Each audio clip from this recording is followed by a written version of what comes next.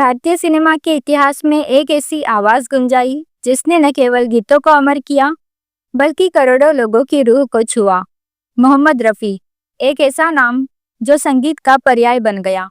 लेकिन दोस्तों, क्या आप कल्पना कर सकते हैं कि जिस फनकार की आवाज़ में खुदा की इबादत सुनाई देती ही, वही फनकार एक दिन ये कह दे कि मैं गाना भूल गया हूँ। तर के दशक की वो खामोश गूंज, वो अकेलापन और फिर एक ऐसा कमबैक जिसने इतिहास लिख दिया।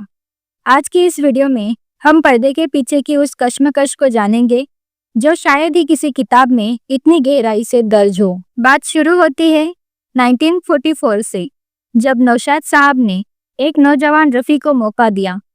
तो किसी ने नहीं सोचा था कि यह लड़का प्लेबैक सिंगिंग की परिभाषा बदल देगा। उस जमाने में गायक बहुत धीरे और लो पिच में गाते थे, लेकिन रफ़ी साहब ने हाई नोट्स पर गाकर संगीतकारों को हैरान कर दिया। 50 और 60 का दशक पूरी तरह से रफ़ी युग था। शम्मी कपूर की बेबाकी हो, दिलीप कुमार की संजीदगी या फिर राजेंद्र कुमार का रोमांस, हर सुपरस्टार की कामयाबी के पीछे रफ़ी साहब का गला था। लेकिन नियति ने कुछ और ही तय कर रखा था। 1969 में फिल्म आराधना रिलीज हुई और भारतीय सिनेमा का नक्शा बदल गया। राजेश खन्ना पहले सुपरस्टार बने और उनके साथ किशोर कुमार की आवाज़ ने हर घर में जगह बना ली। देखते ही देखते म्यूजिक डायरेक्टर्स पहली पसंद बदलने लगे।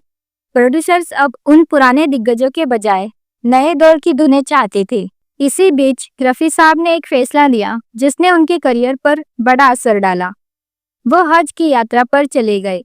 जब वो वापस आए तो कुछ कट्टरपंथी सोच वाले लोगों ने उन्हें ये कहकर डरा दिया कि गाना इस्लाम में जायज़ नहीं है।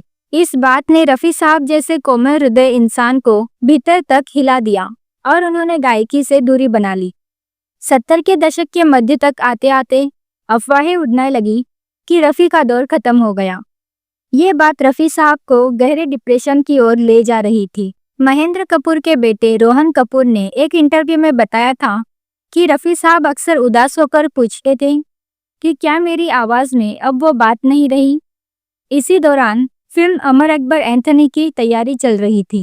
जब लक्ष्मीकांत प्यारेलाल और मनमोहन देसाई ने उन्हें रिकॉर्डिंग के लिए बुलाया तो रफ़ी साहब का आत्मविश्वास इतना गिर चुका था कि उन्होंने भरे गले से कहा, लक्ष्मी भाई, अब मुझे गाना नहीं आता।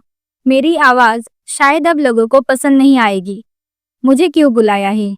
उस रिकॉर्डिंग स्टूडियो में सन्नाटा छा गया था।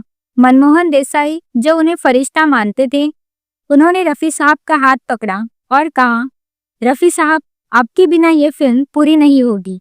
उस दिन जब रफ़ी साहब ने माइक्रोफोन संभाला और कव्वाली पर्दा है पर्दा गाना शुरू किया तो स्टूडियो में मौजूद हर शख्स की आंखों में आंसू थे।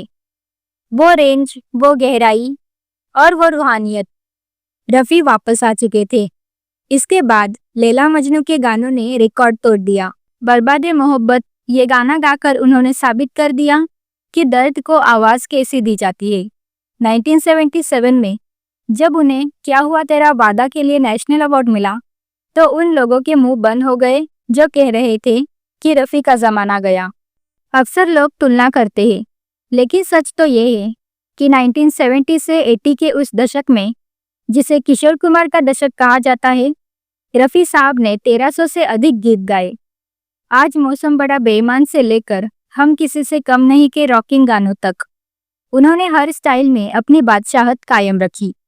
वो अक्सर महेंद्र कपूर से कहते थे, ये व्यापार है, मेरी गायकी नहीं बदली, बस दुनिया का नज़रिया बदला है।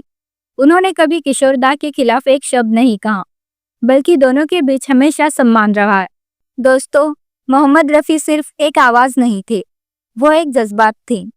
उन्होंने हमें सिखाया कि जब दुनिया आपका साथ छोड़ दे तब भी अपने हुनर पर भरोसा रखो। 31 जुलाई 1980 को जब उनकी आवाज़ हमेशा के लिए खामोश हुई